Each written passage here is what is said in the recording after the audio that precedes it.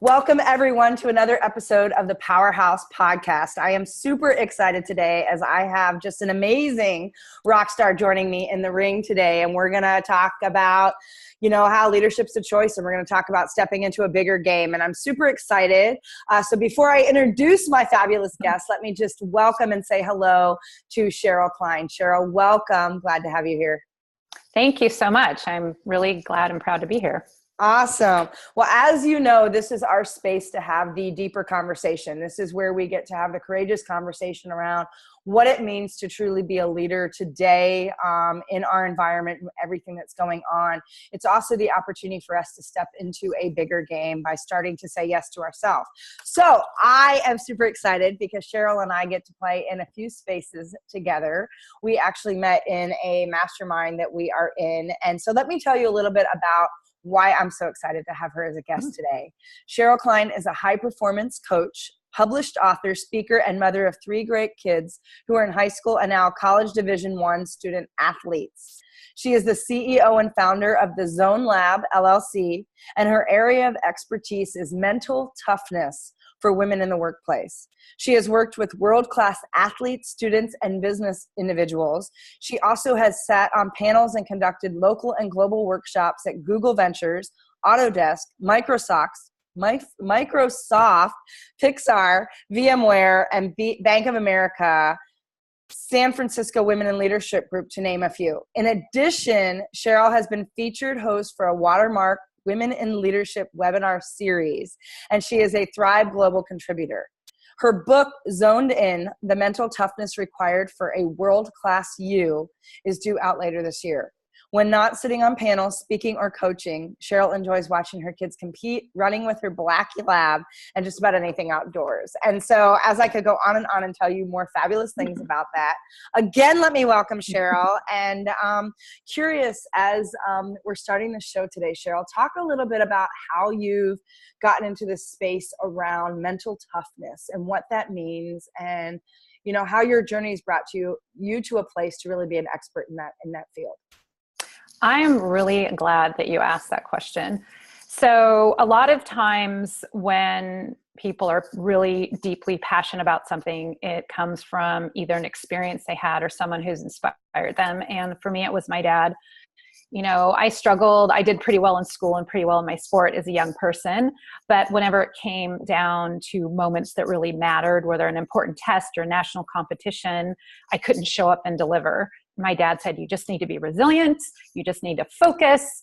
You'll be amazing. And that sounded like amazing advice, but unfortunately, I didn't know how to do it.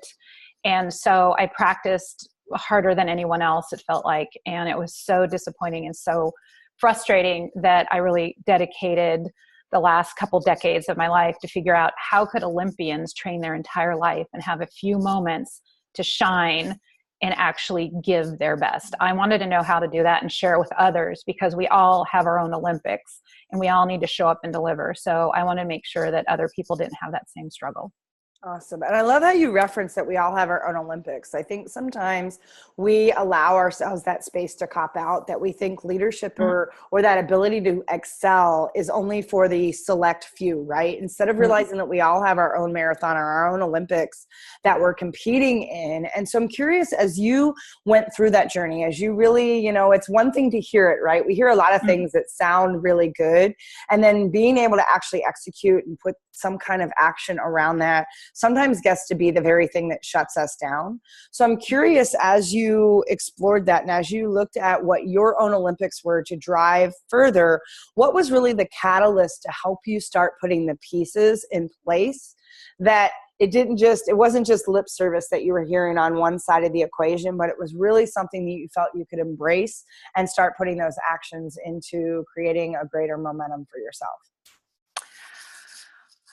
That's an interesting question. So I would say after I got my master's in applied sports psychology, I took off quite a few years to have a family. And so I was a dabbler, meaning I had a few clients on the side, but I didn't scale my business. And then as my kids got older, it was really, I would say, my middle son who was always very small. He's 20 years old now. He's 5'6", about 130 pounds soaking wet.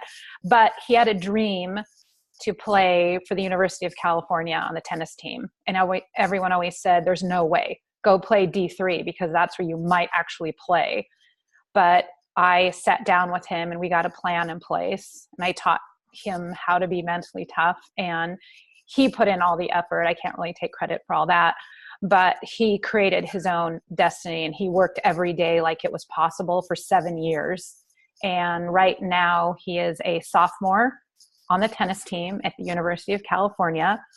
And so, you know, he had said that without knowing what he knew and putting in the hard work and having the vision and learning how to be mentally tough, his destiny would be different.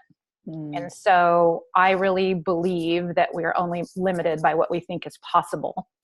And like you said, it's not just limited to the elite few. And if we start putting people on pedestals, there's nowhere for them to look but down. So it's time to change that mindset. So love that. And I mean, talk about really putting things into action, right? And congratulations to your son for to living his dream, to manifesting exactly what he set intention on. And I think we don't realize that as individuals, sometimes the power of our own mindset. And so the other question I really want to ask you, because, you know, you use this frame mental toughness. And I think about even some of the wiring and some of the language I heard, which was, you know, suck it up, no pain, no gain.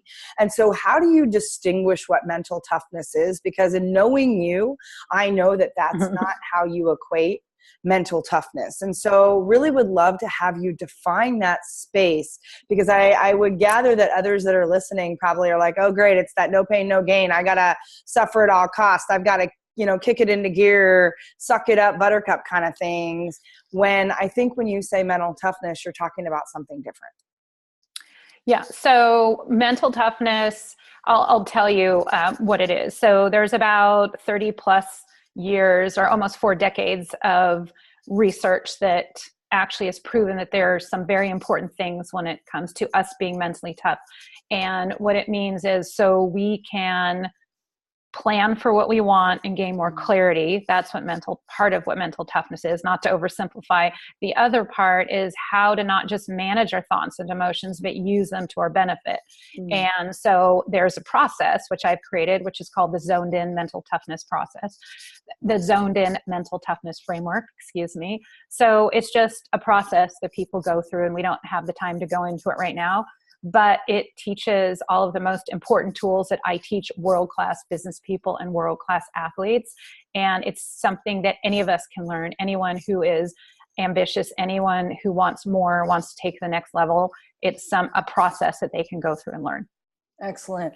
And as you use that, I know we don't have time to go into the details of that, and we're going to talk about in a little bit how people can reach out to you to get more access around this whole zoned in mental toughness framework that you're talking about. I'm curious, as you've worked with some very, you know, elite athletes, you've worked with business professionals, you've worked with those that are really high achieving individuals that go after what they want. And so I'm curious, as you've implemented and you've done this zoned in framework that you're talking about, what's been some of the biggest ahas that you've seen for some of those already, maybe by others' perceptions, high performing individuals? What's been maybe that aha or that shift that you've seen that's been kind of some of those amazing moments that you've really enjoyed?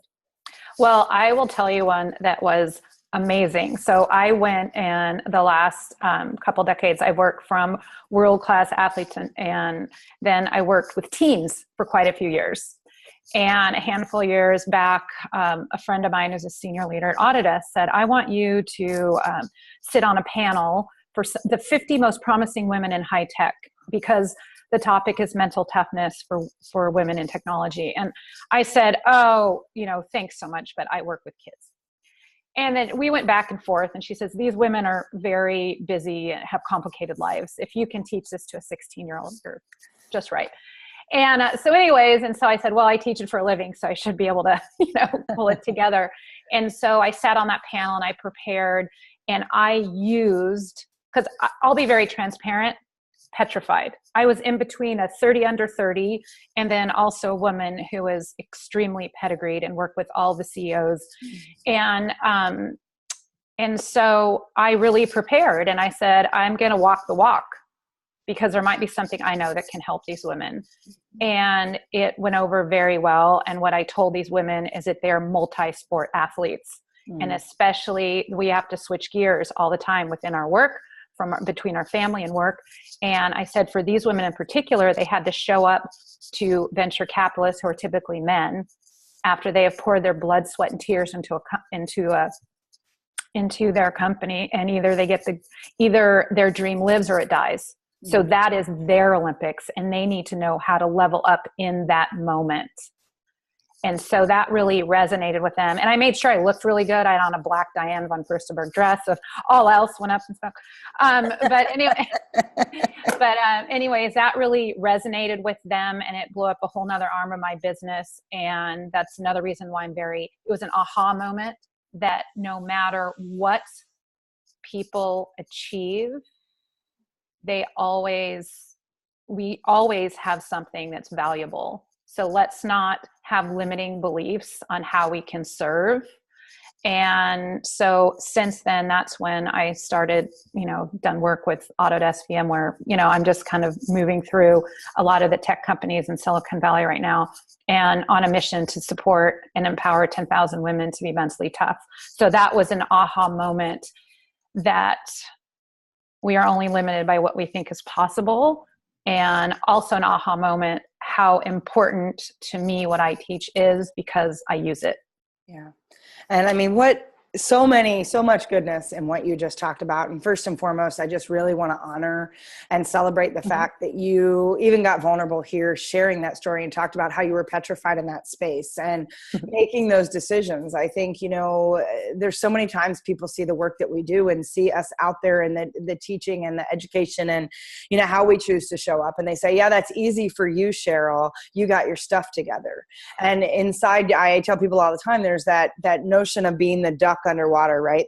You're up above, you're poised, and underwater, your legs are going a mile a minute. And so I appreciate so much when leaders such as yourself share that while there's an opportunity and you chose to say yes, there's a space where you were very scared and petrified and said, I don't know exactly what to do. I get to choose to show up though. And I like that you even leveled up your game. And, sometimes it's just putting on that dress, that Diane Furstenberg dress, or, I love the quote that's from Cinderella. It says, look, a single shoe can change your life. It's because those things that give you that sense of feeling like you've leveled up your game is really important. So I absolutely love that you talk about that. The other thing that I want to address a little bit, and some of it's because I'm a huge sports fan myself, and I use a lot of sports analogies around leadership and how people can step into a bigger space. And how have you found sports, because you talk about it being their own individual Olympics. What is it about sports? What is it about that frame of sports that really plays into the work that you do around mental toughness? How do the two really parallel? Well, I love that you asked that question. And you've just opened up my floodgates. So I really believe that sport is a microcosm of society. And if you look at Roger Bannister, who was the first person to run a sub 4-minute mile back in the 50s, everyone thought he was completely insane. And then he did it. And then what happened the coming years? Everyone else started to do it. Right. And so it wasn't that people after 1956 all of a sudden got superhuman. It was just that they had a belief that they could. And it's the same. I don't know if you know the story of Wilma Rudolph, she was one of 21 children. I don't know how that's possible, but right. I know the math is crazy. Yeah. I'm like, what do you think about that? Poor mother. But anyway, so she was born with polio, was told she would never walk, but her mother said, I know your doctor said you're not going to walk, but you are. And she said, I chose to believe my mother. Right. And so she went on, just had a dream to play sports, to play basketball, just be a normal kid. And she did that. And she ended up being a 2-time Olympian and gold medalist in track and field. So how would her life have been different if she said, I have polio, and her mom said, yeah, you're never going to walk again. So why don't you just spend your time sitting in that chair? And so I've seen this over and over and over again in history of sports. I've seen my kids create a destiny for themselves. And I've also seen many, many women in leadership create things and transformations that they thought were really unimaginable. So I guess to answer your question,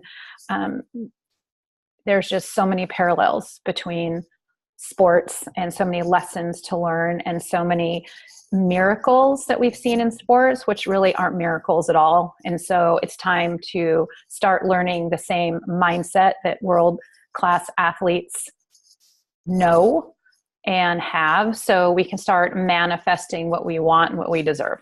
Yeah. And it's that world-class space, right? It's that world-class mentality and choosing to stand in a space that says, I want to believe this versus that. And I really appreciate the fact that you talk about and demonstrating, whether it be Roger Bannister, or whether it be, Wilma, it's that space of Wilma Rudolph, really what they chose to believe. I mean, I even think about it in terms of, Edison talking about his mom got the report from school that said he was stupid, and she decided to read something different to him instead.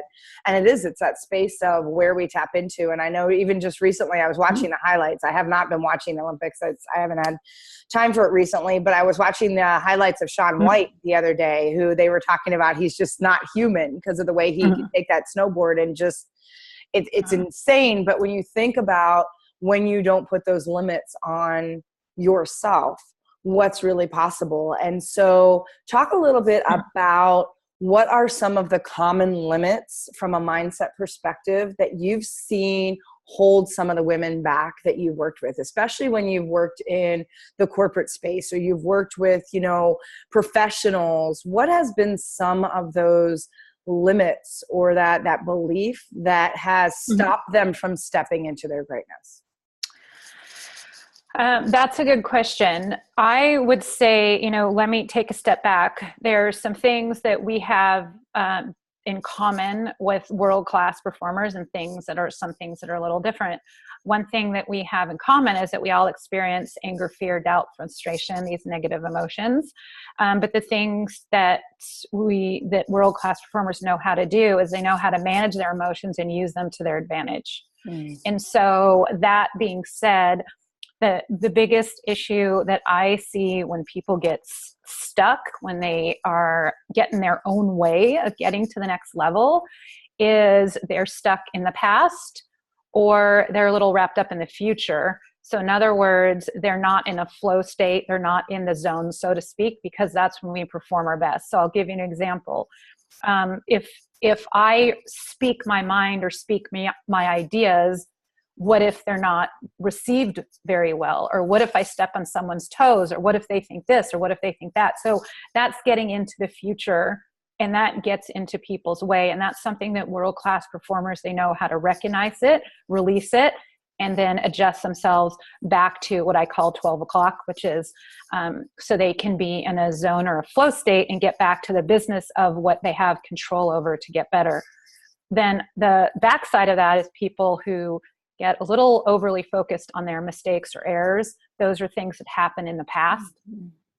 So if you don't know how to manage those and how to use them to your benefit, then they can be pretty paralyzing. Yeah. And, I love the space around flow. And I'm curious because, even as I hear you talk about, because I think a lot of people stay in that space of either to keep talking about what coulda, shoulda, woulda happened. And it's the regrets, and it's all in that space of things where they either didn't quite get to the level they wanted, and they're self-deprecating, and they're just playing that over and over again, that kind of rinse, repeat cycle, or they're looking too far in the future. And I think the challenge is when they look to the future is that they're playing exactly what you just referenced, that what if game, that what if this happens? What if I fail? What if this? Because I think there's also a piece, and I would love to hear your perspective on this, especially as we've been talking in a lot of spaces around changing your what if to an imagine if. That while you're staying in a state of flow, there is a space where you start looking forward, but you do it from a place to visualize that which is what you want to accomplish, right? It's that space of all this is going to open up a space here. And so how do you see that, or I guess work with people around that changing that future frame of what if, helping them stay in flow and helping them create either that visualization or that that powerful frame that says, this is going to help you imagine if whatever might happen down the line. Because I think there's both pieces to that, right? Okay. So I'm going to give you a golden nugget right now that if no one remembers anything else, we've been talking about the last hour, stop multitasking and listen, at least for a few seconds, because this is really huge. It's something small, but it can change perspective. And in my opinion, it can change the trajectory of what you want to do. A lot of times when we start to have limiting beliefs, or we start to get into the future, or we get wrapped up in past failures, and assuming people are human, they've had past failures. So they're not alone. That's just a sidebar. It's a very circuitous route to success. But a lot of times what we do is say, well, I am nervous about speaking my mind of what if this happens, what if that happens? And then we go through the dialogue of, don't worry about it, it'll be fine. I know I've made these mistakes in the past, and just forget about it, it'll be fine. And it doesn't work. Our brain, from a neuroscience standpoint, and I geek out here, but I will save you from talking about too much of the science, but our brain doesn't designate too well between do and don't. So if you're saying, don't worry, don't worry, don't worry, it's putting it to the forefront of your mind, and it's just creating more anxiety in you, and you're actually imprinting the very thing that you don't want to do. Absolutely. So in these moments, and this is the golden nugget that's very subtle, but very, very important. I can't emphasize it enough. It's very important to acknowledge whatever you're feeling. So if you're worried about speaking up, acknowledge it and know that it's okay. Hey, I'm going into a very important meeting with senior leaders, with a client, or what have you. I'm really nervous, and it's okay. Because that will put that emotion at bay. Telling yourself not to worry about it won't. Right. And so if you acknowledge it and understand that it's okay, and then you make a conscious decision to take action on something you have control over anyway. So let me give you just a short example. I'm very nervous to speak up in this meeting. I have an amazing idea, but I'm nervous because I don't know how it's going to be received. And it's totally normal to be nervous, and it's okay. But when I go into that meeting, I focus on eye contact and speaking very articulately, if that's a word, very articulate. We make up words all the time. Yeah. Okay. So the two things, eye contact, speak articulately. It works. It works for me. It's a new word. I like it. So you have control over eye contact and how you speak. So you acknowledge how you feel, understand that it's okay, and make a conscious decision to move forward and do one or two things. Keep it simple. One or two things that you have control over. Yeah. And how powerful, because there's really, for me, there's two nuggets inside your golden nugget that really stands out. One of it is the fact that being a witness and just acknowledging the emotion for what it is. I think a lot of people get hung up in, it's wrong to feel sad. Oh, it's wrong to feel anger. Oh, I have fear, instead of just acknowledging that it is that emotion. And it's getting clear about really calling the emotion what it is, because I think we've created a society that sometimes will say, I'm so angry. When if you really break it down, it's not that you're angry, you're scared because you're having some of those doubts to say, I really want to go into this meeting, or I really want to have a voice here. And so how do you really acknowledge whatever is showing up? And I think the most powerful piece of what you just said is those two words, because I agree with you, from a subconscious level, your brain doesn't know the difference between real and imagine. It doesn't distinguish between don't want and want. It just hears the patterns of what you say and keeps to trigger and fires on that. But I love the two words that you use that I think if we could embrace can be a game changer. It's that space to say out loud to ourselves, it's okay. It's okay.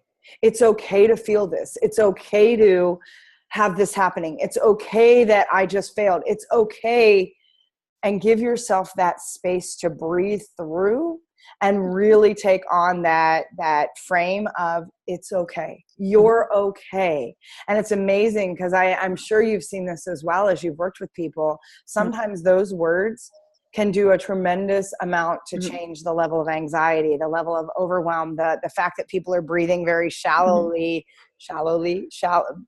having shallow breathing instead of deep core breathing, right?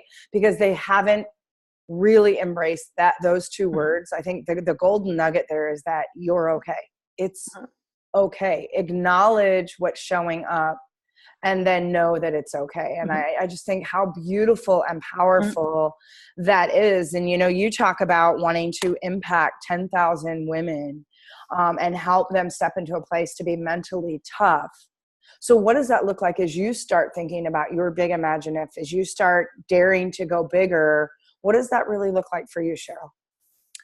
Well, what it looks like, there's a couple different ways that I'm doing that. My passion is working with people one-on-one and seeing their individual transformation, but there's not time in the day or in the year to work with 10,000 people that way. And so although I do work with a small handful of people one-on-one, creating a couple small, very pretty intimate small groups. But that's also looked at building an online course and writing a book next year, and a lot of having a couple more global workshops. So, and a couple of, I think it was VMware and Autodesk. So it was a workshop for, let's say, 50 to 100 people, but it had an internal live stream globally. So on one, it went to probably 4 different continents. So that is the way that I intend to do that, a couple different ways, either working one-on-one small groups through my course and through local and global workshops.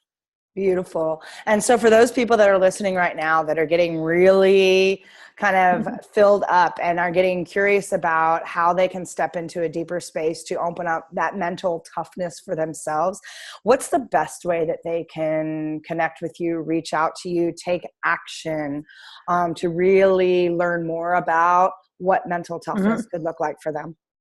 Well, I would say the best way is just to hop on and browse around my website. There's a library of free resources, and you can get to know me a little bit better there. And that's just www.SherylKline.com. So SherylKline.com. I also have some upcoming free masterclasses, and that should be on the homepage of the website if you want to jump in. I'm limiting the attendance to those, however, because I want to keep the Q&A pretty intimate. And I would say that's the best way. You can schedule a 15-minute call with me. I'm here to make this content real and to help serve your listeners any way I can. So those are a couple ways. Awesome. Absolutely love that. And really encourage all of you to step out and get to know Sheryl a little bit more. The work she's doing around mental toughness is not only needed. As you know, I spent 20 years in corporate, and I can tell you that there is a lot of limiting belief, not only for women, but for professionals in general, whether they be business owners, entrepreneurs, emerging leaders in the corporate sector. There's a lot of limiting beliefs that's holding people back from stepping into their greatness. And so as you think about running your own Olympic course, how do you get the mental toughness that you need to elevate your game, to step into whatever the next level in your big imagineif? And so, Sheryl, as we're closing things out, because it's been so awesome having you here, and I cannot thank you enough. What's one thing, maybe another nugget or a way to bring this discussion full circle? What's something that you'd like to share with this audience as we're closing things out? Well, I would like to give everyone, hopefully I've instilled the belief that we're only limited by what we think is possible, but I also want to give everyone a short win. My work is in applied sports psychology, so I want people to be able to apply it right now. So I'm going to provide a tool. It's called How to Level Up. And it's a worksheet that people can go through, fill out, and use and practice for the next time that they have to show up and deliver. And so what I want to leave people with is the difference between emotions and feelings. So I want to leave them physically with this worksheet, which is at SherylKline.com/candy. And then I also want to let people know that it's normal to have those emotions. It's okay, as we talked about. And then once we understand that, then we get to choose how to feel about those emotions. So we might not have control over our emotions, but once we recognize them as okay, then we need to ask ourselves, how do I choose to feel about this emotion? And what do I choose to do in this moment? Awesome. And wow, I mean, not only do I have such gratitude for you being here and playing in space and just sharing your brilliance with us, but what an awesome treat to have you share such a wonderful gift. And so just know that this is a gift that Sheryl is offering for all of you, our listeners, this audience, for the fact that you're showing up and you're choosing to be here. And so just incredible appreciation, gratitude, and just so blessed to have Sheryl in my life. And again, that's SherylKline.com /Candy, CANDY. And I hope you will take advantage of that free resource. What a great way. I love that it's even called how to level up. And so as we close out this episode of the Powerhouse Podcast, again, just my deep gratitude to all of you for showing up and joining us on this journey, continuing to dial in, check in, and be on this path with us. Remember that leadership truly is a choice. It is a choice in how you choose to show up, how you choose to serve others, and how you choose to take personal responsibility inside that space. And it all starts with you saying yes to yourself and learning how to destroy the noise. This is Candy. Again, go out and live your legacy, create the impact and influence that you so dare to dream. And we will catch up with you on the next episode. Make sure you subscribe so you don't miss an episode. Again, my deep gratitude to Sheryl, and thank you everyone for joining us. We'll catch up with you next time. Okay. Thanks again. Bye.